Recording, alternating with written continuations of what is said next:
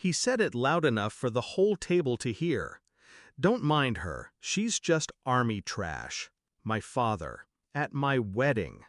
The words hung heavy, riding on the sound of clinking glasses and forced laughter. I didn't flinch. I didn't blink. I simply lowered my champagne flute and waited. And then my groom, calm, steady, set his glass down and said, "Sir, that trash is my commanding officer." The room fell silent. My father choked on his wine, red staining his shirt. Gasps rippled across the guests. That was the moment his empire of cruelty began to collapse. Growing up, I was his disappointment. Too stubborn, too outspoken.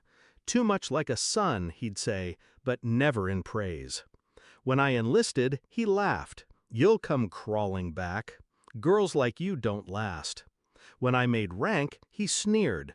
"Uniform or not, you're still nothing."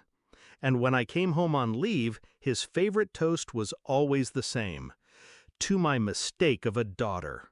For years I swallowed the bitterness, telling myself duty meant silence. But silence rots you from the inside. I didn't know it then, but I was already planning. It started small, watching his patterns. How he boasted in public but begged in private. How he called me useless, yet used my name when he needed credibility in his business circles. How every insult was a thread in the rope he didn't realize he was tying around his own neck. By the time I met Michael, my groom, I knew exactly what I would do. I didn't tell Michael the full truth at first, only fragments. Enough for him to see the scars, but not the depth of the wounds. But he saw. He always saw. And when he found out who my father was, the man who mocked me, disowned me, humiliated me, Michael didn't run. He just nodded once. Then, let's give him a show he'll never forget. The wedding was the stage. The guest list? Mine. The seating arrangements? Mine. Every detail orchestrated so that my father would believe he was still in control. He thought it was his event to flaunt his wealth, his chance to display the power of his name. He had no idea it was my battlefield. The ceremony passed without incident. The vows, the rings, the kiss. He smiled through it all, pretending to bless what he'd always cursed. But the reception? That was when he couldn't resist. Wine in his hand, pride in his voice, he leaned over to a table of investors and said it again. The words that had haunted me since childhood.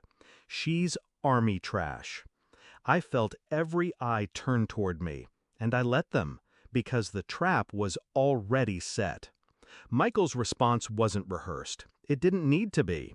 He just spoke the truth. "Sir, that trash is my commanding officer." The shock hit him first, then the guests. The investors he wanted to impress suddenly looked at me differently, not as the failure he painted, but as the leader who commanded respect, the woman he could never control. His laughter died in his throat. His power died in that room.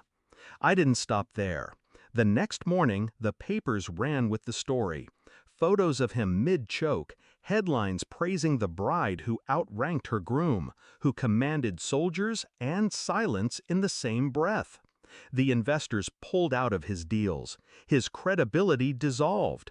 The man who thrived on belittling me was suddenly the punchline of his own downfall. And I didn't have to shout. I didn't have to lift a hand. I just stood still while the truth devoured him. Weeks later, he showed up at my door. Not in a suit, not in pride, just a man, hunched, desperate. "You humiliated me," he whispered. "No," I said. "You humiliated yourself. I just let the world see it. Now, when people ask me if it was worth it, if revenge tasted as sweet as they imagine, I tell them the truth. It wasn't sweet. It was clean. It was the silence after years of shouting, the calm after the storm he created in me. He called me trash. But on my wedding day, in front of everyone he sought to impress, he learned what I really was: unbreakable, unreachable, untouchable, and he'll never forget it.